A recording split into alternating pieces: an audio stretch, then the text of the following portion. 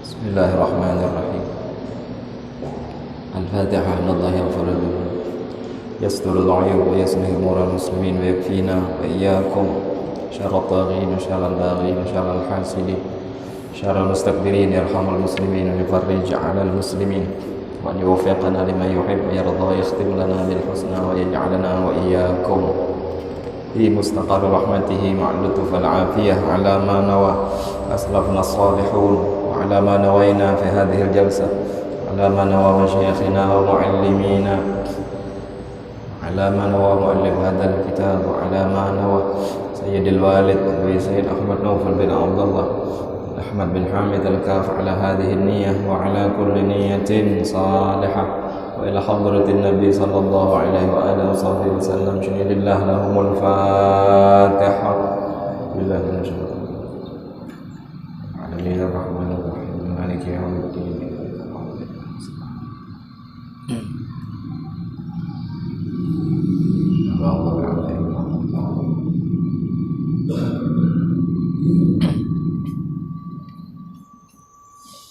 Bismillahirrahmanirrahim. Alhamdulillahirabbil alamin wa bihi nasta'in ala umuri dunya waddin. Wassalatu wassalamu ala asyrafil anbiya wal mursalin sayyidina maulana Muhammad wa ala alihi wa sahbihi ajma'in. Subhanaka la ilma lana illa ma 'allamtana innaka antal alimul hakim. Qala rabbi shrah li sadri wa yassir li amri wahlul 'uqdatam min lisani yafqahu qawli wa saddid lisani wahdi qalbi bijahid nabi wal ali wa sahbihi amma ba'du. Qala al-musannif rahimahullah nafa'na bihi bi'ulumihi bi'ulum syayikhina bi'ulumikum fi daraini amin. Bismillahirrahmanirrahim. Masrifuz zakawat.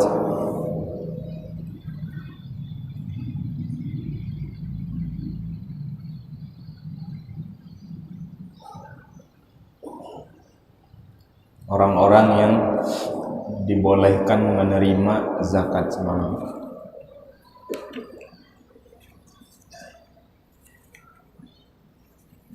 Zakat itu ditasarrufkan.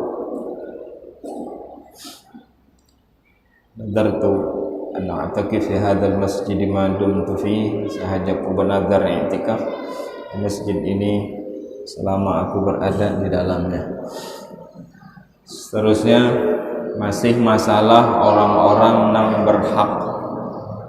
berhak menerima harta zakat. Semalam sudah sebagian kita bahas, diantaranya kita singkat saja sesuai firman Allah, innamas sadaqatu lil fuqara. Sedekah yang wajib itu yaitu zakat adalah milik para fakir. Sudah semalam para fakir adalah orang yang berisi harta, orang yang kadada berisi harta dan kadada berisi gawian. Kalaupun ada gawian, kada cukup separuh dari keperluan hidupnya. Sudah bahas. Wal masakini, dan zakat itu milik orang-orang miskin. Siapa orang miskin?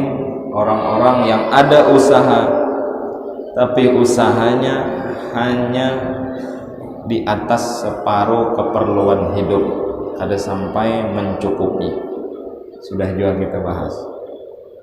Wal 'amilina 'alaiha, dan yang ketiga, zakat berhak diberikan kepada amilina 'alaiha.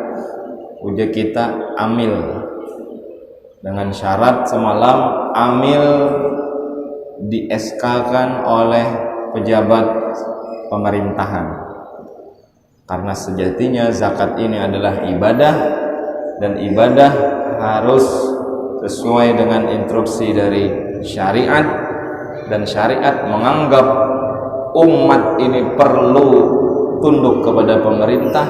Di antaranya yang hendak jadi amil mesti ada SK dari pemerintah. Allah menyuruh Allah wa ati'ur rasul wa ulil amri minkum. Sebagian ulama tafsir mengatakan ulil amr adalah pemerintah. Ada lagi yang mengatakan ulil amr adalah al-ulama. Karena pemerintah lawan ulama itu kada jauh. Pemerintah lawan ulama kada jauh.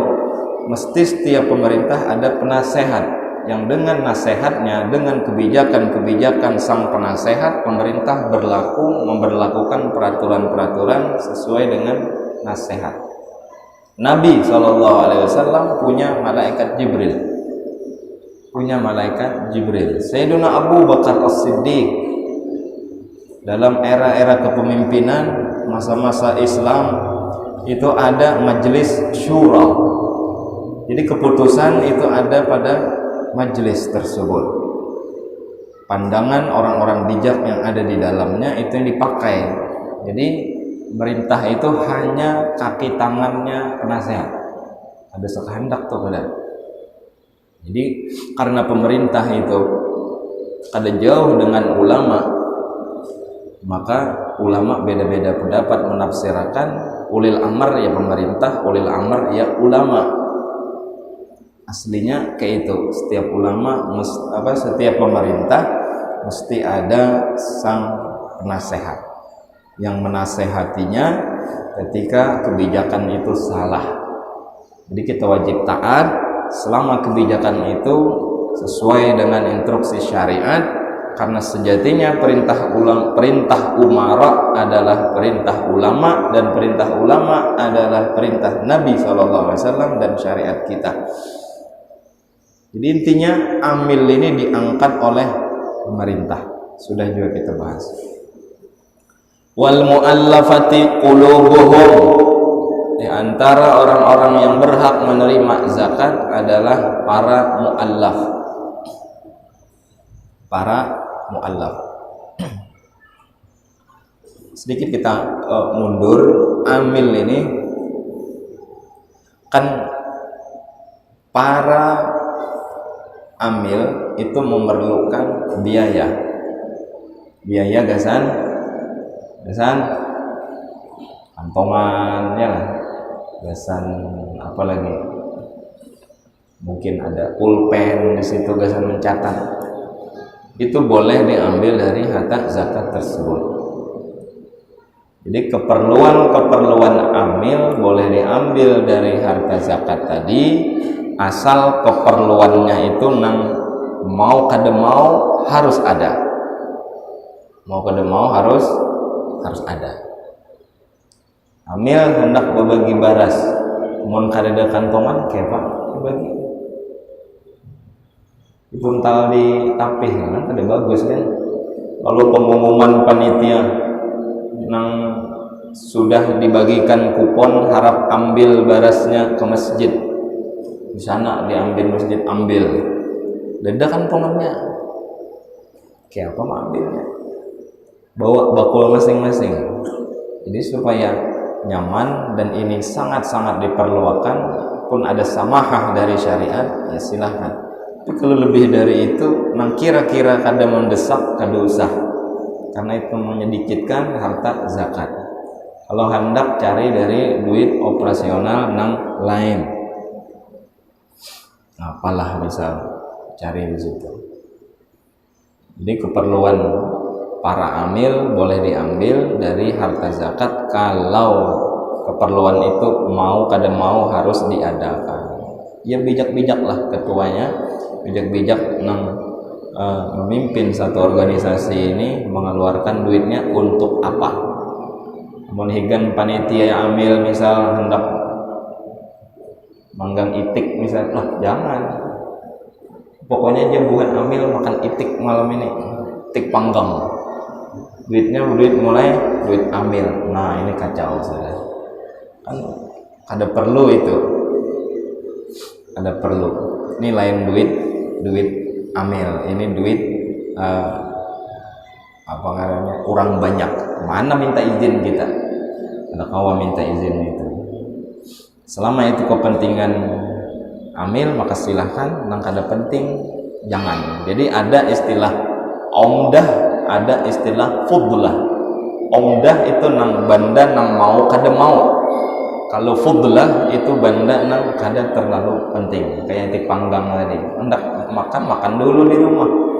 Atau keluar duit pribadi tukarakan kah? Itu tadi, jangan diambil dari duit itu dipotong, jangan. Wa fir riqabi, seterusnya orang yang berhak menerima zakat adalah riqab. Riqab adalah budak yang dijanjikan merdeka oleh tuannya. Ujar tuannya, bila ikam kawa bayar 2 miliar maka ikam bebas. Macam kalau dulu ada kisah Bilal bin Rabah kan, kayak itu kan. Di zaman awal-awal keislaman, di antara orang-orang yang pertama kali masuk Islam adalah Bilal bin Rabah. Dia adalah budak dari Abu Sufyan. Budak Abu Sufyan ini bernama Bilal. Lalu Bilal diketahui terindikasi beriman dengan Nabi Muhammad. Lalu Bilal diintimidasi, bahkan disiksa oleh Muawiyah, sehingga mendatangkan sifat kasihan terhadap diri pribadi Sayyiduna Abu Bakar As-Siddiq, sehingga beliau memerdekakan Bilal. Dibayar itu Bilal, dibayar, dihargai. Nah, itu gambaran Bilal ditraktir oleh Sayyiduna Abu Bakar. Seandainya Sayyiduna Abu Bakar waktu itu kededa, maka ujar Abu Sufyan, wahai Bilal, Muawiyah maaf, maka ujar Muawiyah, wahai Bilal, engkau akan kumerdekakan dengan syarat engkau bayar 2 miliar. Bila kau bayar 2 miliar, kumerdekakan, kubebasakan, ampih ikam menjadi budakku. Maka Islam memberikan kelonggaran kepada budak-budak macam itu, supaya kawa menabus dirinya, maka diberinya harta supaya bebas dari perbudakan. Zaman wah ini kada ada lagi. Wal gharimina, seterusnya orang-orang yang berhak menerima zakat adalah gharimin, orang-orang yang berisi hutang demi kepentingan orang banyak. Gharim adalah wal madin. Madin adalah orang yang berhutang. Orang yang berisi hutang itu bahasanya gharim. Tapi maksudnya di sini menurut syariat kita, manistadana lidab'i fitnatin baina mutanazi'in. Orang yang dengan hartanya berhutang tadi mendamaikan dua kelompok yang bertikai. Sana lawan kelompok sini berkelahi, bentrok, bertikai. Lalu sidin ini nyari dana berhutang untuk mendamaikan itu tadi. Akhirnya dua kelompok tadi jadi damai karena sebab sidin. Walaupun sidin berhutang, maka sidin berhak menerima zakat. Atau lagi di sini disebutkan manistadana limaslahati umumiyah, orang nang berhutang untuk kemaslahatan orang banyak, umum. Kabina masjidin, sidin ini rela berhutang demi membangun masjid, maka berhak menerima zakat, berhak, sangat berhak. Wa quradaifin, dan daerah perkampungan nang kumuh dengan sidin berhutang, kampung tersebut jadi maju. Mungkin apanya yang dibagusi sidin dengan memerlukan dana yang banyak, sehingga sidin ini berhutang. Dengan berhutang tadi, maka kampung nang tertinggal tadi jadi kampung nang maju, maka hutang sidin itu bisa dibayarkan dengan duit zakat. Atau lagi ya gambarannya sudah semalam, kayak ada orang misal berhutang nukar tuh biasa pemadam biasa apalah ambulan misal, atau orang mau olah sekolahan, dananya sidin pribadi tapi berutang, boleh silahkan diberikan bagian zakat nang hendak dibagi. Wa fi sabilillahi, seterusnya orang yang berhak juga menerima zakat adalah sabilillah. Wa fi sabilillah, dan orang-orang yang kalau di sini dikatakan humul ghuzat al-mutatawwi'una bil jihad fayu'tuna walau aghniya. Mereka orang-orang yang berperang membela agama Allah, membela agama, perang demi agama bukan demi negara. Kalau kayak TNI itu perang bertempur membela negara kan, berarti lain sabilillah, artinya ya mati syahid, cuman lain dunia akhirat. Tapi yang kita pelajari di sini adalah orang-orang yang berperang nang kada digaji. Kalau TNI kan ada nominal setiap bulan. Zaman sahabat Nabi mereka perang dan itu kada digaji. Itu fisabilillah wa humul ghuzat. Mereka orang-orang yang berperang dengan jihad, membela agama, dan itu sifatnya mutatawwi'un. Kada digaji lah bahasa kita. Kalau kawan disamakan kayak TNI misal, TNI bergaji, begawi gak ada kah? Tetap sebulan dapat. Apalagi lalu nang dibelanya lain agama, nang dibelanya negara. Ini contoh orang dahulu, para sahabat Nabi, mereka berperang demi Islam tanpa digaji sepeser pun, bahkan mereka lah yang menggunakan harta pribadi mereka. Sayyiduna Umar ibn al-Khattab datang kepada Rasulullah, ya Rasulullah, wahai Nabi Muhammad, hadza nisfu mali lillah, ini ambil separuh hartaku untuk Allah, karena hendak perang. Ini nah separuh hartaku.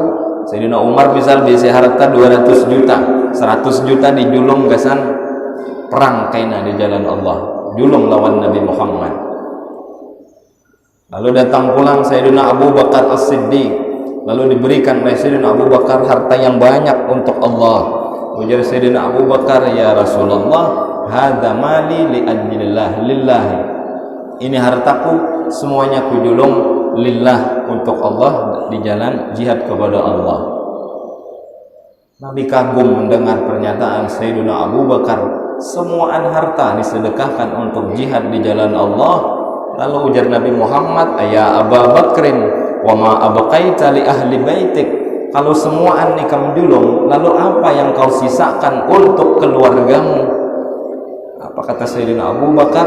Abqaitu lahumullah wa rasulah, aku tidak meninggalkan mereka harta, tapi yang kutinggalkan kepada mereka benih-benih keimanan dan cinta kepada Allah dan Rasulnya.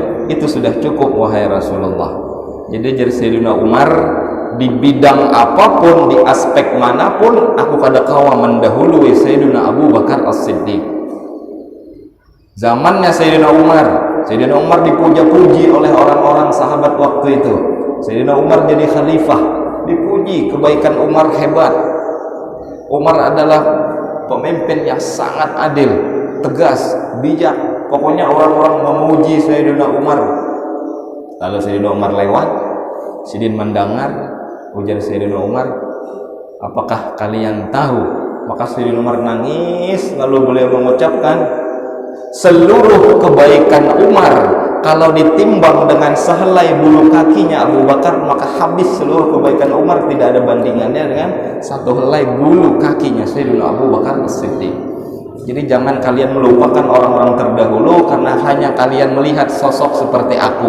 Orang-orang dahulu jauh lebih hebat daripada aku. Di antaranya Sayyidina Abu Bakar dan Nabi Muhammad sallallahu alaihi wasallam. Ini orang yang kadang terbuai dengan pujian.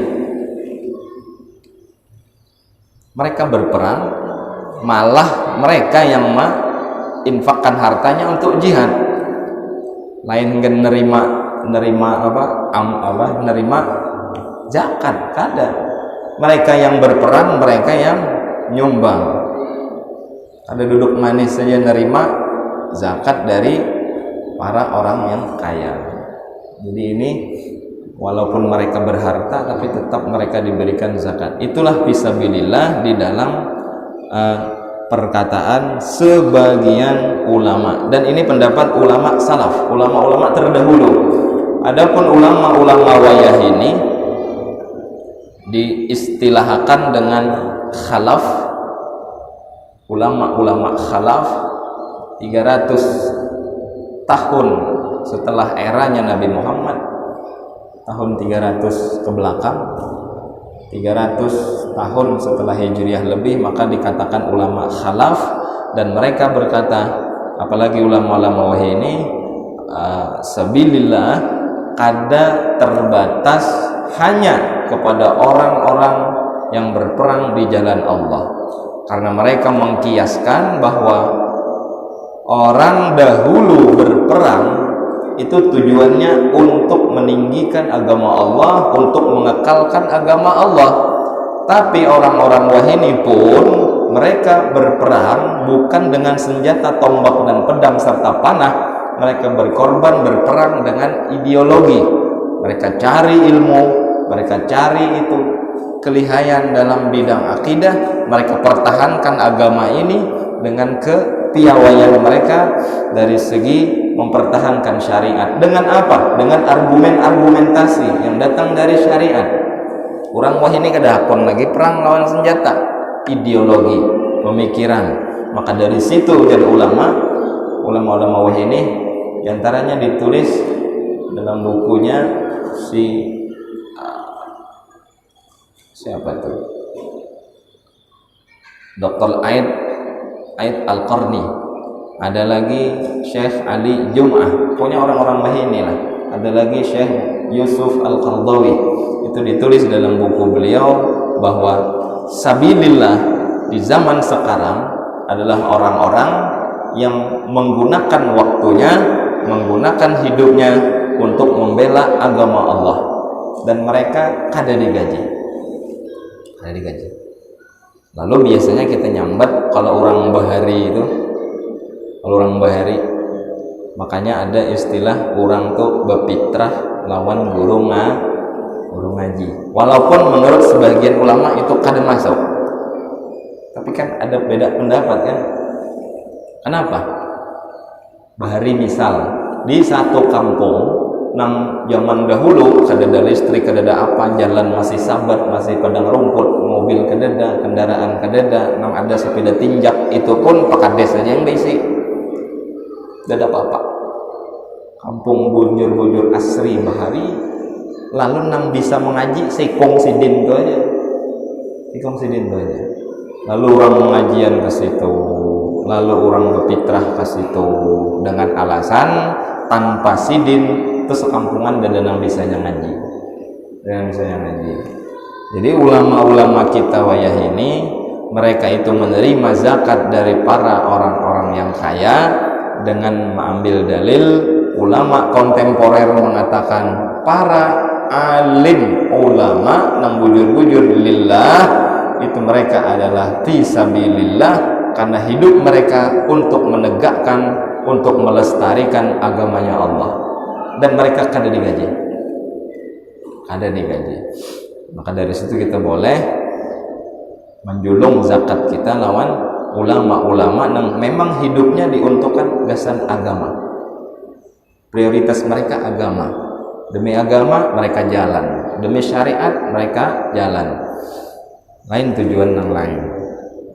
Paham aja lah, ini sabilillah. Walaupun kalau dari tafsiran aslinya menurut ulama salaf, maka wahumul ghuzat al-mutatawwi'un fil jihad.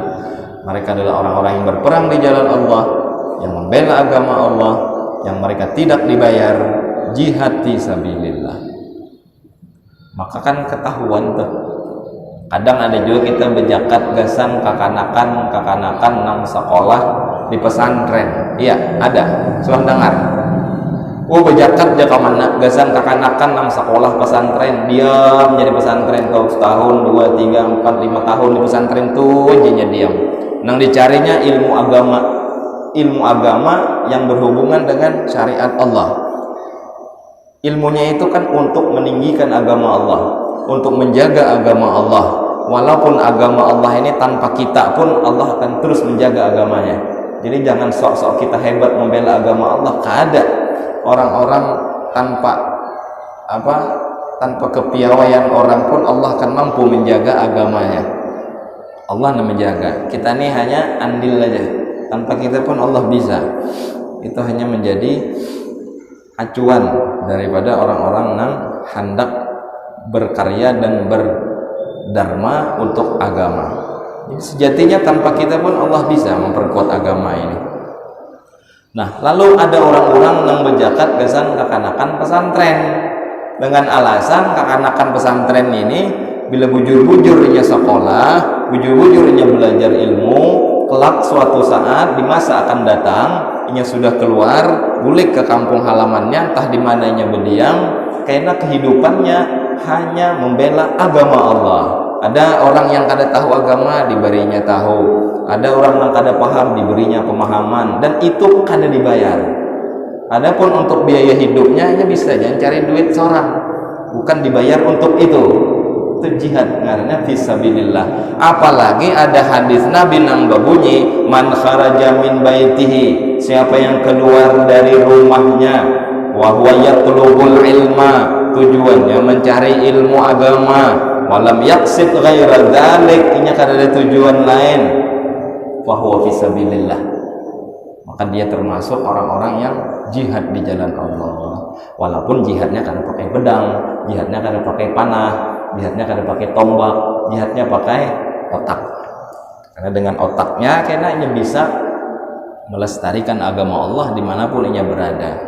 Maka dari hadis Nabi ini membuktikan bahwa orang-orang penuntut ilmu yang bujur-bujur hidupnya untuk syariat, untuk agama, ujar Nabi tadi di akhir hadis beliau, fahuwa fi sabilillahi hatta yarji'a, maka dia termasuk orang-orang digolongkan seperti orang-orang yang membela agama Allah sampai inya bulik.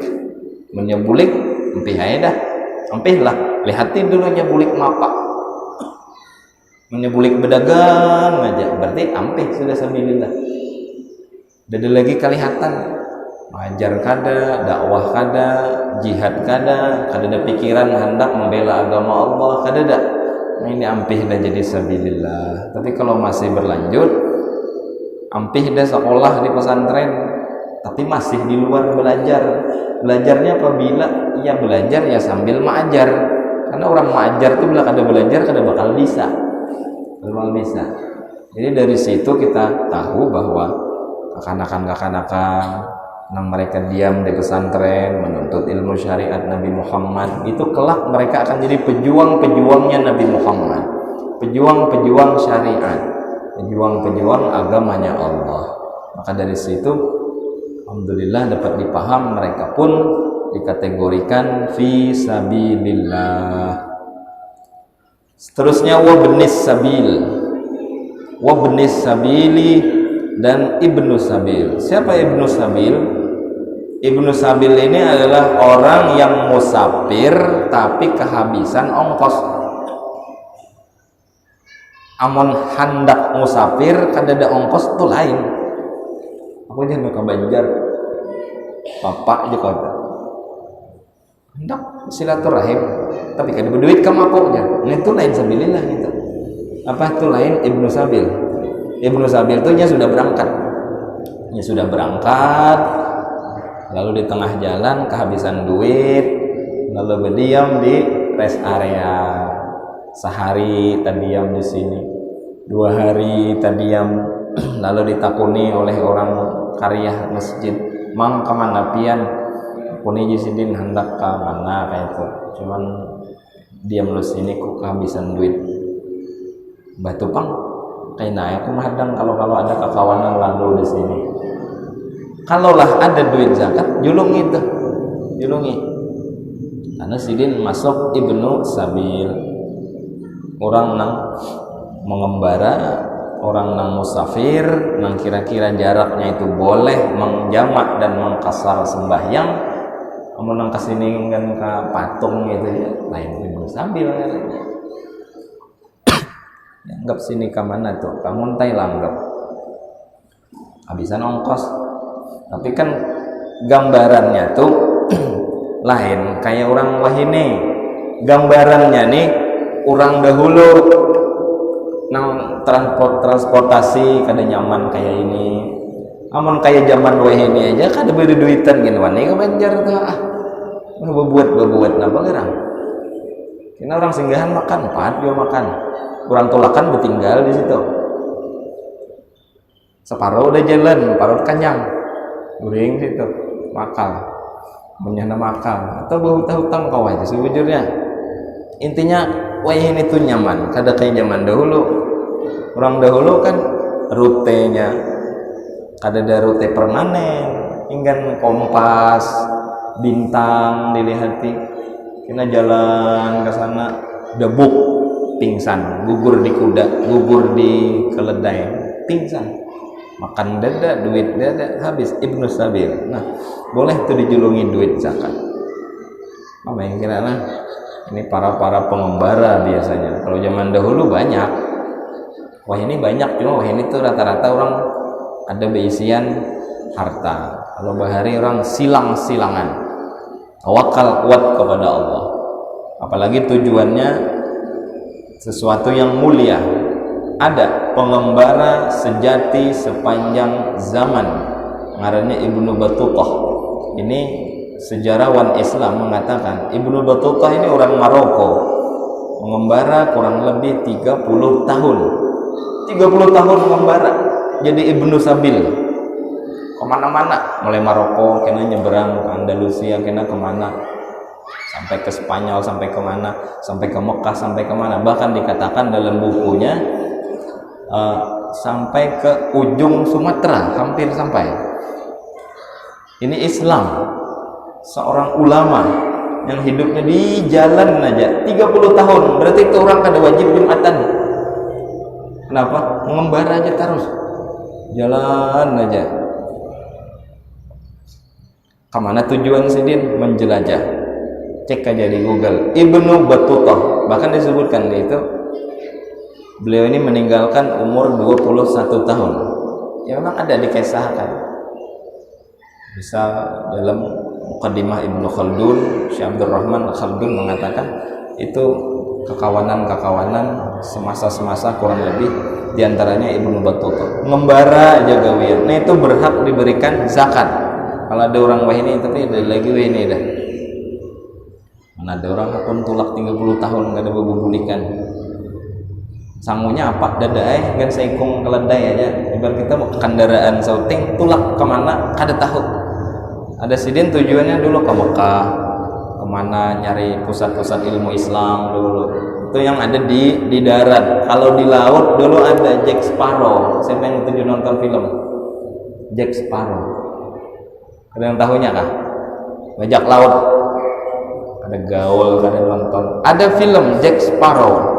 Orangnya tengil, janggutnya panjang, janggutnya beayam-ayam, berbonel-bonel. Ada kan film kan? Itu bajak laut. Kapten bajak laut digambarkan seseorang yang muslim, hidupnya di laut mengembara, musafir terus hidupnya demi ilmu, demi dakwah, demi menyelamatkan orang-orang muslim dari jajahan Portugal dulu. Tapi disalahgunakan oleh bubuhan barat ini. Diolah film bajak laut nang super aneh, bentuknya kayak Jack Sparrow tapi ya tengil kelakuannya, kada mencerminkan muslim. Kenapa? Mabuk kayak itu. Kena main bibinian, alhamdulillah. Jack Sparrow aslinya kada kayak itu. Jadi ada banyak penyelewengan sejarah yang aslinya itu orang Islam, aslinya ulama, mereka dakwah dari jalur laut. Kalau jalur darat tadi Ibnu Battutah 30 tahun, Jack Sparrow sama, hampir lebih separuh hidupnya di laut, umurnya 70 tahun meninggalnya. Itu Ibnu Sabil tuh. Bahkan mungkin melihat film Jack Sparrow itu, kalungnya itu bulan bintang. Itu kan lambang simbol Islam kan, bulan bintang. Ada soal nonton berarti pian nggak tahu. Film itu sama kayak film apa tuh? Penyelewengan lah sejujurnya. Sparta. Itu dikatakan dalam kitab bahwa itu adalah seorang nabi di zaman Babilonia, zaman Romawi kuno, tapi disalahgunakan pembuatan filmnya. Kalau pian nonton film Sparta, Spartacus, Spartagulot, Sparta apa, itu tuh kacau filmnya. Alhamdulillah, terus lagi nonton. Tapi intinya tuh penyelewengan, dan itu orang nang musafir, bahkan ya rumahnya kadada membara. Kayak pakai dengan membara, rumahnya kadada. Dan beliau seorang nabi, tapi diolah film Spartacus, akhirnya jadi gladiator, bunuh orang, gawian, dan nyambung jadinya. Alhamdulillah. Jadi ini yang terakhir adalah Ibnu Sabil, orang nang kehabisan ongkos, walaupun aslinya ini orang sugih, walaupun kehabisan, kayak kehabisan makau sugih, ya mungkin hartanya di dalam tas, dompet di tas, handphone, ATM segalaan, ambil orang, mana lagi hartanya? Tadi diam lagi dia, udah masjid lagi dia diam. Nah, gitu tuh gambarannya. Kebetulan di masjid ada badan amil zakat misal, dan duitnya itu kalau digunakan misal memberi orang tadi. Itulah 8 golongan yang berhak menerima zakat. Siapa tadi? Fakir, miskin, amil, mu'allaf, budak, orang yang berhutang demi kepentingan umum, dan orang yang fisabilillah. Yang terakhir adalah pengembara yang kehabisan ongkos, atau orang yang musafir kehabisan ongkos. Jadi jangan dibuat lagi janda lawan yatim, dada. Ayatnya kada sampai ke situ. Yang ditilik tuh miskinkah kada, kayak itu aja. Kalau nya miskin julung, kayak apakah status sosialnya. Jadi jangan sampai salah lagi. Ini yang 8 golongan yang berhak menerima.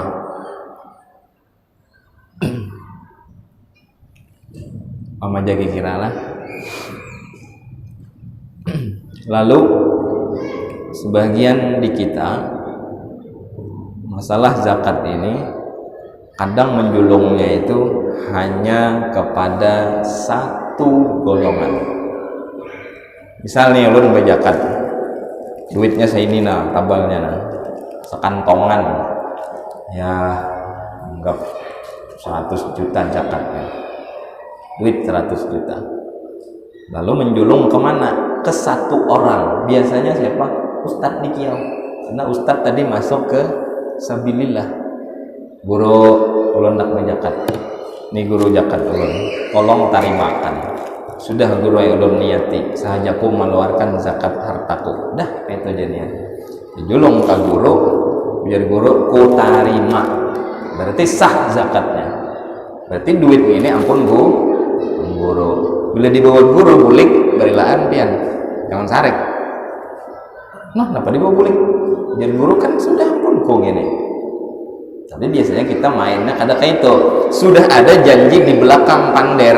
Ini ngarannya cari celah. Celah dalam Islam, dalam bahasa Arab bahasanya hilah. Jadi kita berhilah. Hilah itu cari alasan. Alasannya itu sudah dipadahkan di belakang. Kena guru aja bila ulun dolongi pian, kena pian boleh kakan pulang ke ulun lah. Jangan ulun nang membagi-baginya. Jadi sebujurnya zakat ini sudah ampun pian, lalu kena pian julung pulang ke ulun guru aja. Lalu dijulung oleh si guru Najisidin bagiakan ya guru tadi. Kayak itu kalau rajin bagiakan ya guru. Lalu sidin nang zakat tadi ambil pulang, lalu dibagi-bagi. Kena diundangi orang bearuhan, bemaulitan, Isra Mi'ratan, bahaulan, apaan. Nang datang julungi sebuting surang. Zakat. Sah lah itu. Sebujurnya sah. Kenapa? Karena ini lain duit zakat. Ini duit sedekah si guru. Paham lagi kira? Duit zakat kita tadi sudah habis. Kemana julung? Kalau ada guru tadi. Semuaan sakantongan julung lawan sidin, sanyiruk julung lawan sidin. Bolehlah itu satu golongan, boleh menurut Imam Ibnu Ujail. Makanya kita rajin bertaklid ke situ. Taklid ke Imam Ahmad bin Musa bin Ujail. Udah kita Ibnu Ujail. Di sini pun ada diterangkan itu tentang Ibnu Ujail. Wa minhumul Imamul Akbar Ibnu Ujail. Ini ulama besar, asal dari Yaman. Boleh kita umpat ke situ kalau kada mau repot. Cuman yang jadi masalah, suah dulu di awal kita bahas sedikit. Kalau cara zakat kita kayak itu, maka kemiskinan kada mau habis. Kalau zakat kita caranya kayak itu julungnya, maka potensi riak kita timbul di situ. Seolah-olah orang sekampungan, sealaman memuji itu sidin itu berzakat. So barataan orang datangan ke situ. Aslinya yang zakat itu milik fakir, miskin, amil, 8 golongan ini hujung-hujungnya kada. Duit zakat nang tadi banyak asalnya, ampun guru tadi dijulung guru ke sidin lalu disuruh julung ke orang, akhirnya orang sugih dapat. Apalagi siapa aja dapat, siapa nang datang dapat pokoknya. Apalagi nang beplat-plat habang datang makin banyak julungi, plat kuning datang sedikit aja, mantan datang banyak ki, macam-macam ya. Kurang optimal aja sebetulnya. Kalau sah ya sah, karena zakat kita sudah diterima oleh si guru tadi. Jadi kalau pian dikaitui orang, kali makan dia zakatku aja, kali makan ya. Kayak apa jadinya? Nah, ini caranya supaya orang tadi teblok tuh kada kawas kehendaknya. Di Banjarmasin suah ulun di samping rumah sakit Ratu Zulaikha. Apa lain? Apa nang rumah sakit Sari Mulia. Sari Mulia ada gang Ratu Zulaikha, situ ada Pak Haji. Ulun disuruh jadi nang itu. Sebelum-sebelumnya anak sidin dapat 300.000. Orang miskin dapat 50, anak sidin 300. Kenapa? Karena sidin tukang bagi. Maka itu julungnya kesan anak 3 juta, kesan bini semuaan kan sikan dibagiakan. Jadi caranya tadi supaya bagus. Bila kalau pian dikaitui amanahi nang dijulung bahasa nih sidin nang bejakat nih inggih ulun tarima nih tolong bagiakan duitnya ini gasan orang-orang nang berhak menerima zakat. Itu teblok dah, terkunci dah. Hendak njulung ke orang yang berduit, ini orang sugih nih kada berhak nih, kada jadi angkut kayak itu ayo belakang pun baik bakalah kada optimal dan sedikit ada menyakiti perasaan orang-orang fakir dan orang miskin serta orang-orang yang berhak lainnya. Kurang bijak aja sebenarnya. Alangkah baiknya ya kita lihat-lihat seorang, kita rinci seorang, kita list masing-masing, kita julungi. Marahnya amplopnya kandal bagus lagi.